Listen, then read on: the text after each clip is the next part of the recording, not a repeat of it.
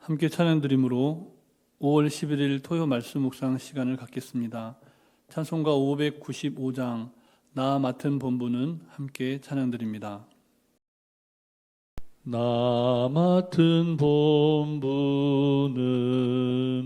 구주를 높이고 문 영혼 구원 얻도록 잘 인도함이라.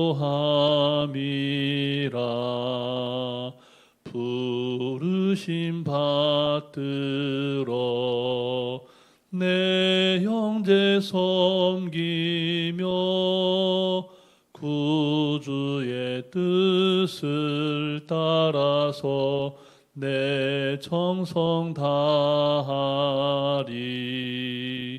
주 앞에 모든 일 잘 행케 하시고 이후에 주님 뵈올 때 상 받게 하소서. 나 항상 깨어서 늘 기도드리며 내 믿음 변치 않도록 날 도와주소서.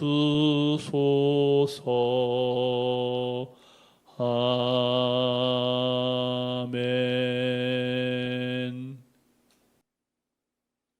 사랑의 하나님, 지난 한 주간도 하나님 은혜 가운데 우리를 지키시고 보호하셨다가 이 아침에 새 생명의 호흡으로 주님을 찬송케 하시니 감사를 드립니다. 오늘도 하나님께서 허락하신 너무나 귀하고 복된 하루인 것을 고백하오니 우리에게 한 말씀 들려주시고 듣게 하신 그 말씀을 말씀되게 살아내는 하루 되게 하여 주시옵소서. 그래서 하나님께서 예비하신 복과 은혜를 충만히 받아 누리는 토요일 되게 해 주시옵소서. 오늘도 우리에게 친히 말씀하시며 우리를 푸른 초장 쉴만한 물가로 인도하시는 우리 구주 예수 그리스도의 이름으로 기도드립니다. 아멘. 오늘 우리에게 주신 하나님 말씀은 계속해서 신명기 25장 말씀입니다. 1절부터 19절까지의 말씀을 함께 교독하시겠습니다. 사람들 사이에 시비가 생겨 재판을 청하면 재판장은 그들을 재판하여 의인은 의롭다 하고 악인은 정죄할 것이며 악인에게 태형이 합당하면 재판장은 그를 엎드리게 하고 그 앞에서 그의 죄를 따라 수를 맞추어 때리게 하라. 40가지는 때리려니와 그것을 넘기지는 못할지니 만일 그것을 넘겨 매를 지나치게 때리면 내가 네 형제를 경히 여기는 것이 될까 하노라. 곡식 떠는 소에게 망을 씌우지 말지니라. 형제들이 함께 사는데 그중 하나가 죽고 아들이 없거든 그 죽은 자의 아내는 나가서 타인에게 시집가지 말 것이요 그의 남편의 형제가 그에게로 들어가서 그를 맞이하여 아내로 삼아 그의 남편의 형제된 의무를 그에게 다 행할 것이요 그 여인이 낳은 첫 아들이 그 죽은 형제의 이름을 잊게 하여 그 이름이 이스라엘 중에서 끊어지지 않게 할 것이니라. 그러나 그 사람이 만일 그 형제의 아내 맞이하기를 즐겨하지 아니하면 그 형제의 아내는 그 성문으로 장로들에게로 나아가서 말하기를 내 남편의 형제가 그의 형제의 이름을 이스라엘 중에 잊기를 싫어하여 남편의 형제된 의무를 내게 행하지 아니하나이다 할 것이요 그 성읍 장로들은 그를 불러다가 말할 것이며 그가 이미 정한 뜻대로 말하기를 내가 그 여자를 맞이하기를 즐겨하지 아니하노라 하면 그의 형제의 아내가 장로들 앞에서 그에게 나아가서 그의 발에서 신을 벗기고 그의 얼굴에 침을 뱉으며 이르기를 그의 형제의 집을 세우기를 즐겨 아니하는 자에게는 이같이 할 것이라 하고 이스라엘 중에서 그의 이름을 신벗김 받은 자의 집이라 부를 것이니라. 두 사람이 서로 싸울 때에 한 사람의 아내가 그 치는 자의 손에서 그의 남편을 구하려 하여 가까이 가서 손을 벌려 그 사람의 음낭을 잡거든 너는 그 여인의 손을 찍어버릴 것이고 내 눈이 그를 불쌍히 여기지 말지니라. 너는 내 주머니에 두 종류의 저울추 곧 큰 것과 작은 것을 넣지 말 것이며 내 집에 두 종류의 돼 곧 큰 것과 작은 것을 두지 말 것이요 오직 온전하고 공정한 저울추를 두며 온전하고 공정한 되를 둘 것이라. 그리하면 내 하나님 여호와께서 내게 주시는 땅에서 내 날이 길리라. 이런 일들을 행하는 모든 자, 악을 행하는 모든 자는 내 하나님 여호와께 가증하니라. 너희는 애굽에서 나오는 길에 아말렉이 내게 행한 일을 기억하라. 곧 그들이 너를 길에서 만나 내가 피곤할 때에 내 뒤에 떨어진 약한 자들을 쳤고 하나님을 두려워하지 아니하였느니라.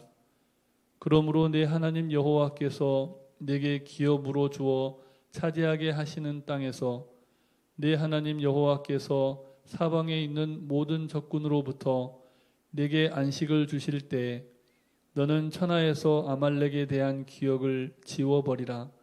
너는 잊지 말지니라. 아멘. 대한민국 헌법 제2장은 국민의 권리와 의무를 규정하는 내용이 담겨 있습니다. 그중 제11조 1항은 모든 국민은 법 앞에 평등하다. 누구든지 성별, 종교 또는 사회적 신분에 의해 정치적, 사회적, 문화적 생활의 모든 영역에 있어서 차별을 받지 아니한다라고 규정하고 있습니다. 이와 같은 법률의 올바른 적용을 위해서 존재하는 기관이 바로 사법부입니다. 그리고 사법부가 갖는 가장 중요한 기능이라고 하면 그것은 바로 공정한 재판이라고 할 수 있습니다. 본문 1절과 2절 말씀도 우리 다시 함께 읽겠습니다. 사람들 사이에 시비가 생겨 재판을 청하면 재판장은 그들을 재판하여 의인은 의롭다 하고 악인은 정죄할 것이며 악인에게 태형이 합당하면 재판장은 그를 엎드리게 하고 그 앞에서 그의 죄를 따라 수를 맞추어 때리게 하라. 아멘. 하나님께서는 이스라엘 백성들이 공정한 재판을 통해 죄는 벌하고 또 그에 따른 적절한 형벌을 내려야 한다라고 말씀하셨습니다. 특별히 태형을 40대로 제한한 것은 죄인일지라도 그가 하나님 안에서 한 형제임을 기억하고 모든 인간에게 하나님께서 주신 존엄, 인간으로서의 존엄을 해치지 않도록 하기 위해서입니다. 설령 범죄를 저질렀더라도 하나님께서 모든 사람에게 주신 기본적인 인권을 보장받을 수 있도록 하신 조치라는 것입니다. 그러므로 오늘 우리는 이 땅의 모든 사법기관과 또 그곳에 종사하는 모든 법조인들을 위해 기도할 수 있어야 합니다. 하나님께서 각 사람에게 부여하신 권리를 존중하는 공정한 재판을 진행하고 적법한 근거에 따라서 죄에 따른 적절한 형벌이 내려지도록 기도할 수 있기를 바랍니다. 이제 본문 4절 말씀도 다시 함께 읽겠습니다. 곡식 떠는 소에게 망을 씌우지 말지니라. 이 말씀은 그리 어렵지 않은 말씀입니다. 주인이 농사를 지을 때 가축을 부릴 수 있지만 동물이라도 함부로 학대해서는 안 된다고 말씀하는 내용입니다. 이스라엘의 율법에는 이렇게 일하는 소의 입에 망을 씌워서 나달도 먹지 못하게 하는 것은 동물 학대로 강조했다는 것입니다. 율법은 이렇듯 사람뿐만 아니라 동물들에게도 보장해야 할 기본권이 있다고 가르쳐 줍니다. 요즘 우리나라에서도 사람들이 반려동물을 참 많이 키웁니다. 그로 인한 여러 가지 문제들이 생겨나는 때도 있지만 그 가운데 최근에는 과학적인 방법으로 동물을 학대하는 사람들에 대한 뉴스가 종종 보도됩니다.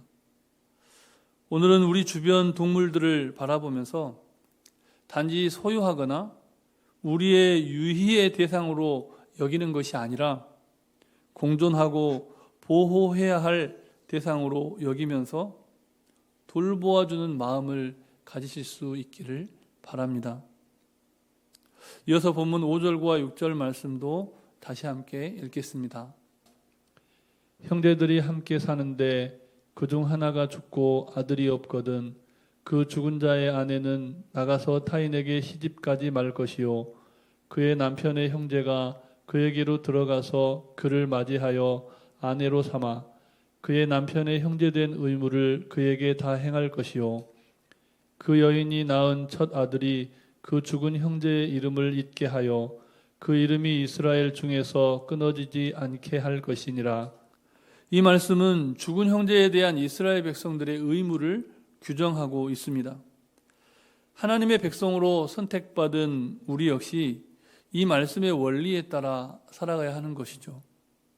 우리는 공경에 처한 가족, 공경에 처한 우리 형제를 돌보아 주어야 합니다. 그리스도인으로서 하나님께서 제정하신 이와 같은 형제 사랑의 원리를 실천하며 산다는 것이 결코 쉬운 일은 아니고 어렵습니다. 그렇기에 말씀대로 사는 삶은 힘들면서도 너무나 고귀한 삶이 되는 겁니다. 아무쪼록 하나님께서 말씀하신 형제 사랑의 원리를 삶 속에서 실천해 가심으로써 그들에게 주시는, 그렇게 하나님의 말씀대로 사는 사람에게 주시는 복을 온전히 받아 누리시는 복된 하루가 되시기를 바랍니다. 그런데 그 당시에나 지금이나 형제의 죽음을 애통하기보다는 형제가 남긴 기업을 혹은 재산을 자기가 가질 욕심만 가득한 사람들이 있습니다. 하나님께서는 사람들이 그렇게 악해지는 것을 방지하기 위해서 본문과 같이 형제가 마땅히 지켜야 할 형제된 의무 규정을 말씀을 통해 가르쳐 주셨습니다. 자기 욕심 때문에 이 규정을 준수하지 않는 사람은 공동체 안에서 치욕과 멸시를 받아야만 했습니다. 5월 가정의 달을 맞이해서 우리는 우리의 형제와 일가 친척들을 어떻게 대하고 있는지 다시금 점검해 보아야 합니다. 나이 많으신 부모님, 가난한 형제들, 가장 가까이에 있는 사회적인 약자인 친척들을 돌아볼 수 있는 삶의 여유가 있는 오늘이 되시기를 바랍니다. 많이 가져야만 베풀 수 있는 것은 아닙니다. 적은 소유로도, 우리가 가진 적은 소유로도 얼마든지 형제 사랑을 실천해 갈 수는 있습니다. 아무쪼록 오늘은 우리가 가진 지극히 작은 것으로 각자의 믿음의 분량만큼 형제 사랑의 의무를 다할 수 있는 슬기로운 삶을 살아가시기를 바랍니다. 그래서 끝까지 믿음을 배반하지 않고 선으로 악을 이기는 복된 인생을 살아가시기를 주님의 이름으로 축복합니다. 이외에도 본문은 가정의 연속성을 위협하는 여인의 어리석은 행동을 경계하고 있고 또 정직한 상거래를 통해서 이 땅에서 장수하는 복을 누릴 수 있다라고 말씀합니다. 그리고 약자를 무자비하게 괴롭혔던 아말렉의 진멸에 관해 말씀하시면서 공의로우신 하나님께서 행하신 위대한 일을 기억하고 잊지 말 것에 관해도 말씀하십니다. 우리가 이루어가야 할 하나님의 나라는 이렇게 공평과 정의가 가득하고 피조물에 대한 사랑으로 충만한 나라입니다. 어떤 분이 이렇게 말했습니다. 집을 부수는 데는 망치 하나면 충분할 수 있습니다. 하지만 다시 지으려면 잘 작성된 정교한 설계도가 필요합니다. 하나님께서 하나님의 통치가 이루어지는 나라, 하나님이 다스리시는 완전한 사회를 이뤄가시기 위해서 율법을 주셨습니다. 예수님께서는 기능을 잃어버린 옛 성전의 시대를 끝내셨습니다. 십자가에 달려 죽으심과 부활하신 역사적인 사건을 통해서 예수님을 구주로 모시는 모든 사람들 안에 이루어진 새로운 성전의 시대를 열어주셨습니다. 그러므로 이제 우리는 예수님의 말씀을 더 잘 듣고 그 말씀을 하나님의 말씀으로 받고 배우며 실천함으로써 하나님이 다스리시는 예수님의 뜻이 실현되는 복된 사회를 함께 이뤄갈 수 있기를 바랍니다. 이 하루를 살아가실 때 오늘 들려주신 이 말씀을 기억하시면서 하나님이 다스리시는 나라, 하나님이 다스리시는 사회를 이뤄가는 거룩한 하나님의 백성들이 되시기를 주님의 이름으로 축복합니다. 우리 주신 말씀을 기억하시면서 잠시 합심해서 기도하실 때 먼저는 하나님의 말씀을 따라 이웃과 가정과 사회적인 약자를 존중하고 배려하며 말씀대로 정직하게 행하며 살게 해달라고 기도하시고, 죄를 벌하되 사람을 미워하지 않는 사랑과 공의의 세상을 열어갈 수 있게 해달라고 기도하시면서 어버이 주일을 더 잘 준비하는 오늘이 되며 은혜와 감사가 넘치는 5월이 될 수 있도록 환우들을 기억하시면서도 성령님의 인도하심을 따라 합심하여 기도하겠습니다.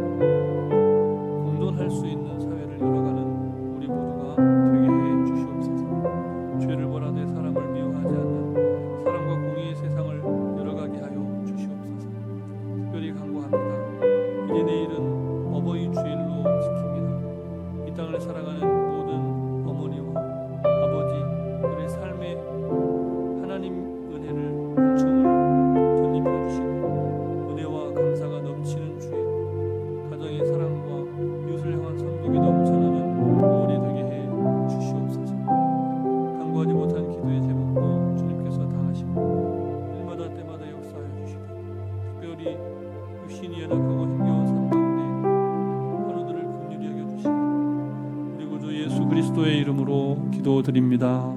아멘.